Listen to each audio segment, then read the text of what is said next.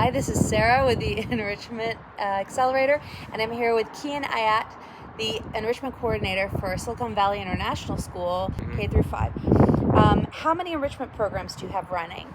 Currently, we have 41 classes running for the fall enrichment right now, and I'm looking to have about 50 options for the next session, so we'll see. Wow. See if we can max that out. So question one, Yeah. that's maximum. It sounds like 50 is a lot. That's 10 a day. Yeah, Right. average, yeah. Yeah. So I actually had 60 options for this session, but a lot of them didn't reach the minimum. Right. So I reduced it to 40 for this session. But yeah, I think the thing is that since I have so many classes, all the signups are so spread out.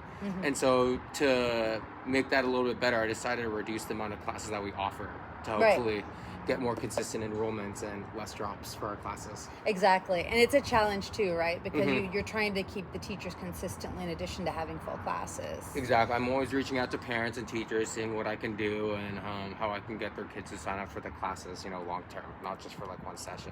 Right. What do you look for in your providers?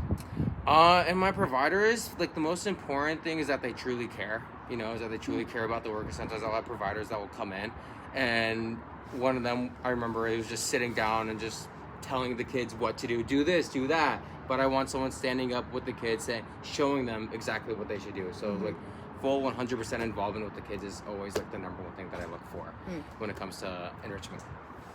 Do you guys ever have situations where the teachers do enrichments, or is it always outside staff? We do have teachers that do enrichment. Since we're an international school, we like the teachers do a target language, because we have the French program, the German program, the Chinese program. So sometimes we get a teacher, for example, one class we have is French cooking right now, so they do a taking class in French. That's awesome. Which is really cute. And then we have another class called Asian cooking, which is in Chinese. So we try to encourage teachers to do those classes more, because also the parents and the students can practice their target language more. Are they operating as employees with like maybe a different pay structure or something like that? So they are, it's the same kind of employment. They just get additional payment on top of what they're already getting as a teacher. Okay. Yeah. It's the same title still. Okay, right. So then they wouldn't be operating as like a side hustle. It wouldn't be like a small business on the side. No, it's not technically a small business. Yeah. Right. What do you think makes the staff want to do those things? For one, I mean, they get to build strong relations with the kids. They get paid a little bit extra more money. That's always a plus. One of our teachers has her kid at college, so she's always looking for extra opportunities. I mean, building a relationship with the kids has also been really cool for them too. What's the philosophy behind having a lot of options for your community? It's just different kinds of STEM activities, arts and crafts. I'm trying to really give a variety of like everything that a parent could want, because we want to become a one-stop shop school, meaning that we don't want to have the parents to pick up their kids and then take them to like an extracurricular activity when we could provide it.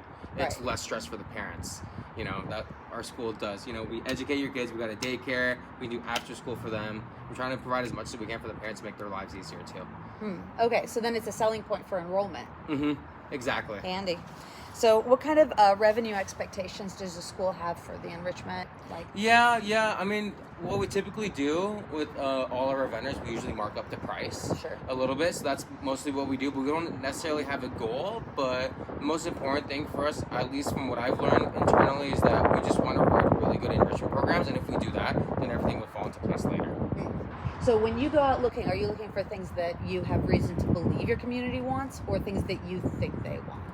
A little bit of both. Sometimes I get info from the parents. Like, for example, just last school year, parents asked for a year-long program, which means that from literally August to May, they do a year-long program.